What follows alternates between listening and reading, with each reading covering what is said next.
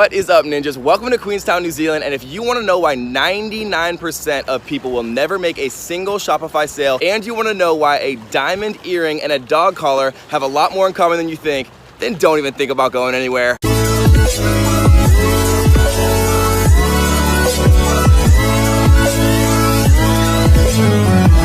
What is up, ninjas? Welcome to the video about why 99% of all Shopifyers fail. And yes, Shopifyers is a real word. I did not just make that up. So this is going to be talking about mistakes to avoid so you can join the 1% of people who actually make it through to a successful Shopify store. So number one, we are going to talk about the N word, the dreaded word that you've probably all heard a million times before, which is, of course, niche. I don't know what some of you are thinking. So the niche topic is one that is incredibly important for Shopify as a whole, for e-commerce as a whole. I think a lot of people go into Shopify or Amazon or any type of e-commerce thinking that, they can just list a fidget spinner or they can, sell a piece of cat jewelry that 1,000 other people are probably trying to sell or do the same thing from. So the niche word, we need to talk about niches, and we need to talk about, more importantly, sub-niches of those niches. So what's very important and what a lot of people forget is that you can't just go out and try to sell the same thing that 1,000 other people are selling. It was the exact same thing that happened with fidget spinners on Amazon.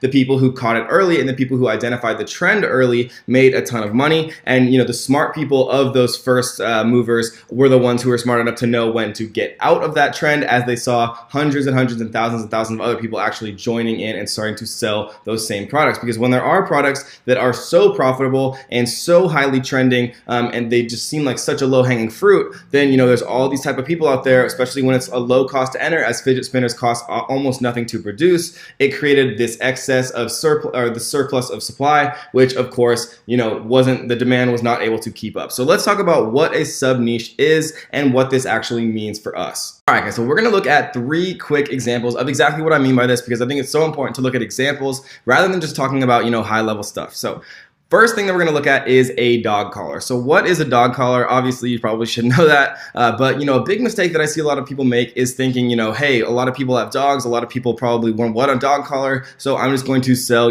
any type of generic dog collar and, call it a day. And so one of the kind of little tricks that I like to use to hone down a little bit deeper is you never want to sell just a generic product. People are not going on Shopify stores. People are not clicking on Facebook ads for generic products. No one, I promise you, or most people are not buying toilet paper from a Facebook ad. So what I like to do is, instead of just typing dog collar, AliExpress, like a lot of big, search type sites, have what's called autofill. So I can go dog collar space and then just type the letter A. And now it's going to say dog collar and leash set, dog collar anti-bark, dog collar accessories, dog collar army, right? So an army dog collar is a lot more likely to actually, convert to a purchase on a Facebook ad if somebody is looking specifically for a dog collar army. And, using Facebook ads, it's very easy to target people who are, really interested in the military, army, navy, air force, any common, type of camouflage company, or maybe like a famous general or historical army figures or something like that, right? And so this video is not talking about Facebook advertising, but it's just very important to kind of start to realize that you never want to sell in any type of generic leash. So if we type in B, we see dog collar beeper, dog collar bandana, buckle, bling, right? And so these are a lot more interesting, like dog collar Christmas. And so I guarantee you that they have a lot of different Christmas designs like this, or, dog harness lift support, or, 4 different leashes here for $4.20 each. And then, if we wanted to go a step further, we could organize these by orders just to see kind of what's popular. The glow-in-the-dark dog harness, some LED stuffs. Here's some, little bow tie type jingly things. And I guarantee you, these are obviously seasonal as they're Christmas related, but I can guarantee you that this would sell infinitely better than if you're just trying to, sell a generic dog collar to people on Facebook ads. So let's take another example. We're going to do jewelry. Or actually, let's do earrings. So the diamond earring was the other one that I mentioned in the intro. And so what we see here is there's a ton of orders here, but it's very difficult to actually target people using Facebook advertising. And it's so important, guys, to think about how you're going to target people before you create a store, before you actually create a brand, before you kind of submit the time and use your time to create, the Shopify store, if down the line you're actually unable to target people to buy the specific product. So instead of selling earrings, like the example that we just used, what we would do here is we'd type earrings space A. And so now we see some earrings, maybe animal earrings. So this would be much better. So people who also like animals, who like jewelry, maybe you're targeting people on Facebook who have an anniversary within 30 days. So people are trying to buy their wife, maybe some animal earrings. And then you could also maybe type ladybug. So maybe somebody who likes ladybugs, who has an anniversary within 30 days, who also likes animals and who likes, popular jewelry brands like Tiffany's or something like that. And then all of a sudden you have a much more, what I like to call sub-niched area to actually target people, and a much higher percentage that you're going to be able to convert that person into a sale, rather than just showing them a generic dog collar or a generic piece of jewelry that they would almost never actually buy from a Facebook ad. All right, guys, let's move into number 2. So I want to be really clear here. This one is going to be a little bit more high level, but Shopify, you guys, is a real business. I think there's a kind of a idea out there that a lot of people have been circulating with false rumors and all the other gurus out there with Shopify, that all you have to do to achieve overnight success with Shopify is add a product from AliExpress into your Shopify store, and then magically you're going to start making a ton of money overnight. That is not the case. Shopify, like every other e-commerce or online internet business, requires work. It requires testing, it requires iteration, it requires a lot of probably failure up front, right? You have to learn a lot of new things like email marketing. You have to learn how to add apps to your store. You have to learn how to calculate ROI. You have to learn how to create successful Facebook ads and Instagram ads or Snapchat ads or whatever you choose to kind of focus your time on from a marketing perspective. So I just wanted to kind of eliminate this rumor, and a lot of the reason that I would say 99% of the people out there are failing and they're not able to actually make a successful Shopify store is that they have this idea that within one day or even like 1 week they're going to go from having absolutely no knowledge about Shopify to creating a successful e-commerce business. The successful e-commerce businesses out there that are doing huge numbers every month are ones who've been around and they've actually been testing and they've figured out what works from a marketing perspective. They've tested probably hundreds or thousands of different products. They've iterated their store. They've seen what works. They've seen what doesn't. And they have the expectation that just like any business, it requires time and effort and a little bit of money, in Shopify's case, and with dropshipping, a lot less than most other businesses, but still some money up front to actually create something that works. And so I wanted to go really deeply into this and just say over and over and over again to people that you are not going to achieve an overnight success. You're not going to become an overnight dropshipping Shopify millionaire by adding, a few products from AliExpress into your Shopify site with the most basic Shopify site, right? So it takes time, it takes effort. You have to build an email list. You have to build rapport with your customers. You have to retarget your customers and make them repeat customers, because anyone who knows anything about business knows that it is infinitely easier and less expensive to get a existing customer to buy from you again than it is to get a new customer. So once you get people into your ecosystem, right, we're offering them coupons. We're offering them, end of the year sales. We're telling them about our new exciting, offers.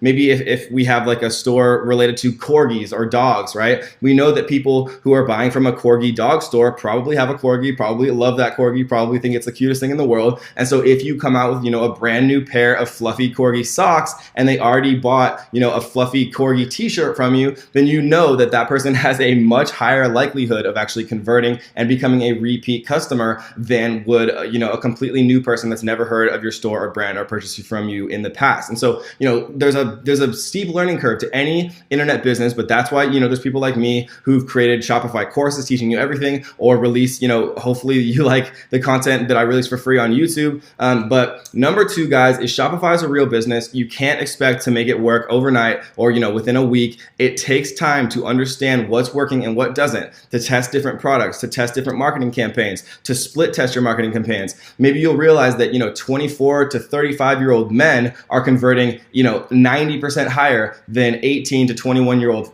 women. And so then you take the 18 to 21-year-old women out of your marketing campaigns and you only target the, demographics that are working. But it takes time and it takes money and it takes energy to realize what about your marketing campaign is working and scale that, and then realize what you're actually just wasting money on and pause those campaigns. And then once you really start to get, in the groove and you get one successful product that's starting to work, you're converting at higher profit than it's costing you to make those sales from a paid traffic perspective. And once you get those, and once you get a couple of those, and all of a sudden you have 10 of those, then it's really starting to work. But Number 2, guys, is that Shopify is a real business and you can't expect it to work overnight. Number 3 is what I like to call the one and done. So similar like to what we just talked about before in number 2, a lot of people are trying, less than 10 total products and 10 total ad sets and then giving up. And so one of the biggest things that differentiates any successful entrepreneur, it doesn't have to be on the internet, it doesn't have to be in e-commerce, it doesn't have to be in Shopify, is the willingness to succeed. So a lot of people are going to spend, $100, $200, $500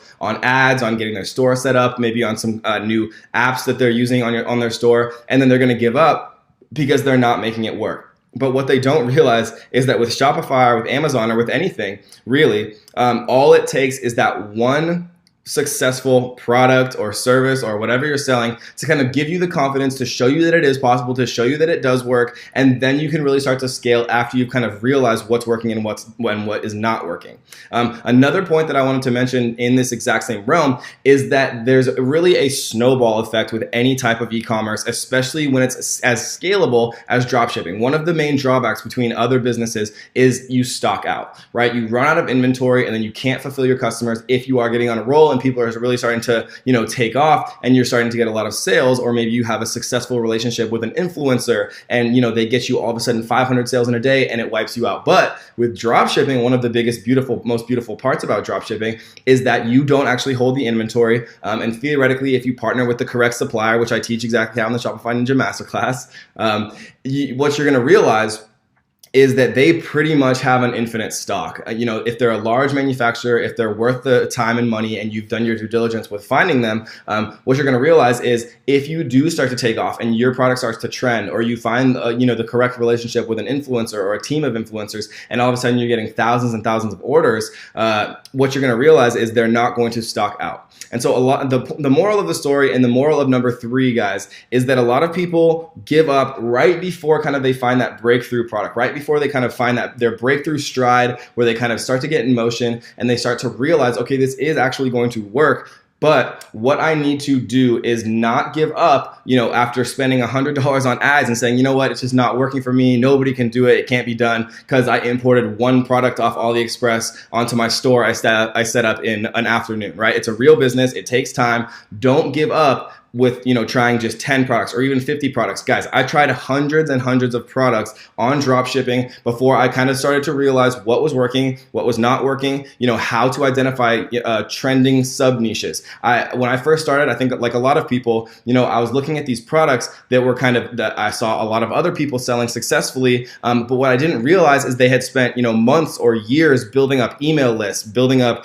social media followings on Instagram, on Facebook, on Pinterest, where whenever they released a new product, they already had, hundreds or thousands of people already kind of in their ecosystem who had bought from them before, who were willing to buy from them again because they like the quality or whatever the case may be. So you don't see a lot of the behind the scenes stuff for these, already successful companies out there who've probably spent months or years actually building up these relationships and building up these audiences. So the point and the moral of number 3, guys, is don't be a one and doneer. It takes time and it takes energy and it takes a lot of testing before you realize what is actually going to work. All right, guys, let's get into number 4, what I like to call the golden ratio. So the golden ratio is something that I kind of came up with just because I think people get bogged down and prioritize and spend time on the things that are not going to produce them the most results. So if we use the Pareto principle, right, the 80-20 principle, that 20% of our activities are going to produce 80% of our results, let's break down, kind of the main 3 ways that you're going to spend time on your Shopify store and your Shopify business. So 20% of your time should be creating the perfect store, right? Choosing the best theme, creating your store, optimizing your store for both desktop and mobile, making sure that you have the correct apps, that you're capturing people's emails correctly, that you're using apps like Spin a Wheel to, incentivize people to give you their emails in exchange for coupons, using apps like Receiptful or Conversio to make sure that you're actually getting people to click on the emails that you're sending them as receipts and maybe potentially offering offering them discounts. And we could make a video if you guys are interested on all of the best apps for Shopify that have given me the most conversions and that have made the biggest difference to my store. But for right now, we are just talking about the golden ratio. So 20% of your time, and I know that might seem like not that much to a lot of you guys, but creating your store can really bog people down and they can spend all of their time on that. And if you spend all of your time on creating the perfect store, then you'll never actually get your store out there and be able to find your customers, right? So I've created stores in as little as a day, and I've had a lot of experience with Shopify. I have a lot of experience with Facebook ads, and I have a lot of experience with selling things on the internet. But I can create a store and get it completely fully live and functionable, and all of the titles and descriptions and everything optimized with all of the apps I want, within one day. And so that should be really only 20% of your time. Don't let yourself get bogged down where you're spending weeks or months creating the perfect store without actually testing anything, because you're going to be really let down and you're probably going to feel pretty overwhelmed if you've put all of this time and effort and money into creating the perfect store and then no one's buying anything from you.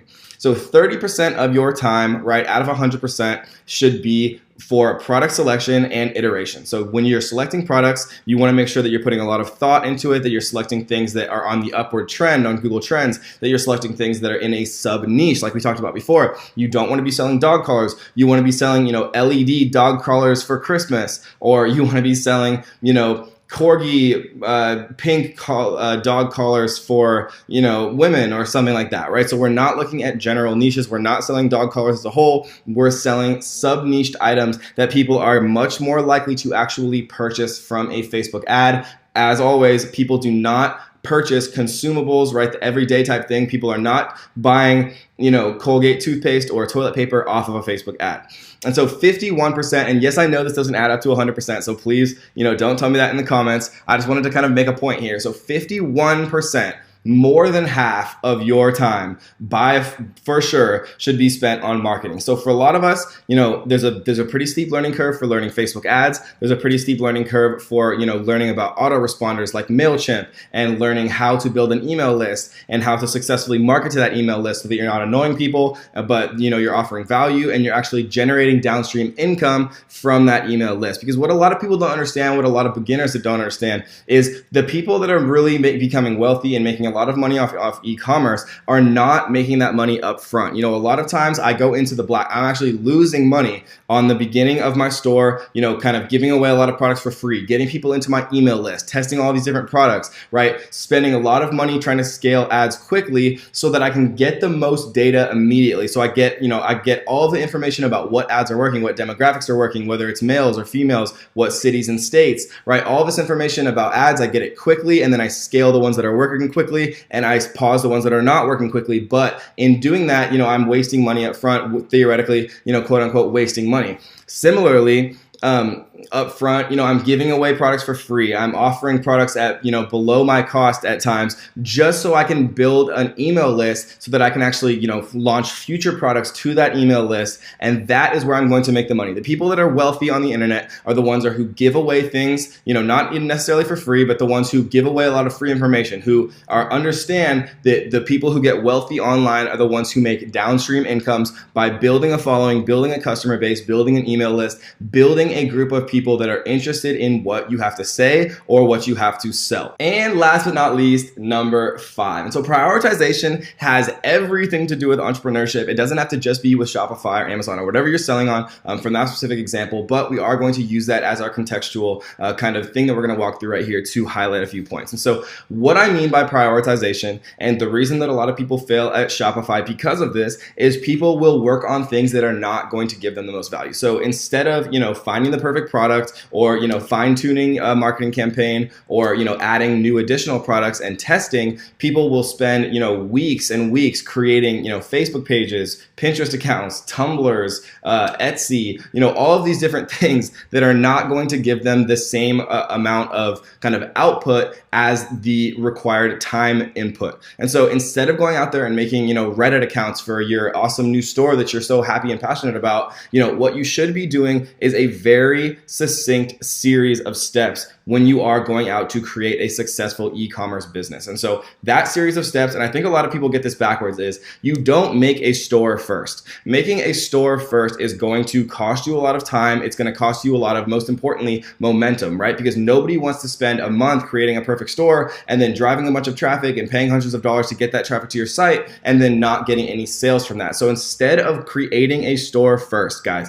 number one, when you're going through your priorities is finding products. And so once you find a product that you're very happy on, you're checking the social cues, you're making sure that there's a lot of people purchasing this, you're seeing a lot of orders on AliExpress, right? You have looked on audience insights on Facebook, and you figured out that yes, people are in fact searching for this. You know about their demographics. You've checked Google Trends, and you're making sure that this particular product or sub niche is on the upward trend. You're making sure that there are detailed targeting metrics on Facebook ads or on Instagram or on Snapchat that you're actually able to target this group and this audience. Hopefully this audience that you're targeting is a very passionate audience, right? We're talking about bird watching. We're talking about sports. We're talking about golf. We're not talking about, consumable everyday items or, people or water bottles or something like that. And yes, there are some people who are passionate about water bottles, but we're not talking about that. And so what I'm trying to say here, guys, is instead of spending a month creating a store before you've ever tested a product, right? Get a reasonably basic store up. Get, the very bare essentials that I teach. Get an email pop-up, get some type of a cart abandonment in place, and then create a collection of highly related products. Maybe it's like a golf laser sight and a golf tee cleaner or whatever those little things are that you like fix the green with. And then you could do one collection of golf men's polos or something like that, right? So you want to make an ultra niched set of products in one collection and then run Facebook ads to it. And if you can't get sales with $50 to $100 of Facebook ads after you've done all of your kind of due diligence, you're setting all of your detailed targeting correctly, you've set up the basic optimization of your store, right? If you can't get sales driving clicks from paid advertising into that ultra niche, similar, right, related type collection where you have 5 different products and they're all very sub niched, they're all very much so related, all of their titles and descriptions are optimized. You have your coupon set up, you have your reviews on the products, all of kind of the basics that I teach in the Shopify Ninja Masterclass. Once you have all of those things kind of together in your collection and you've driven $100 of paid advertisements with the proper targeting, again, which I teach, but if you don't know anything about Facebook advertising, take a look at my YouTube channel.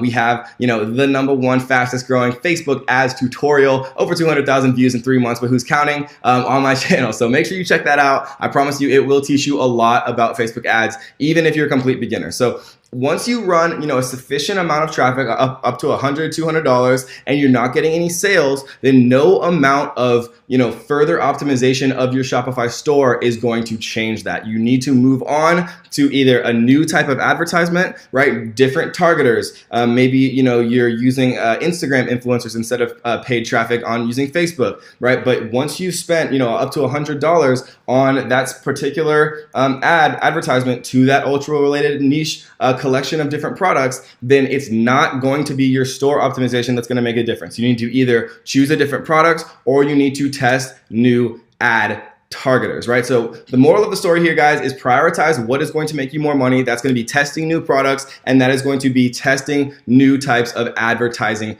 targeting, guys. Don't waste a month or 2 months building out, the most amazing Pinterest and Twitter account ever for, your new passion projects. Do the things and prioritize the things that are going to make you the most money. And that is what this is all about, guys. So if you enjoyed this, do me a favor and absolutely smash that subscribe button directly in its face and click the little notification bells so you can stay up to date on everything that Lifestyle Ninja. We talk about Shopify, we talk about Amazon, we talk about everything related to making money on the internet and most importantly, being free, guys. So we will see you on the next one.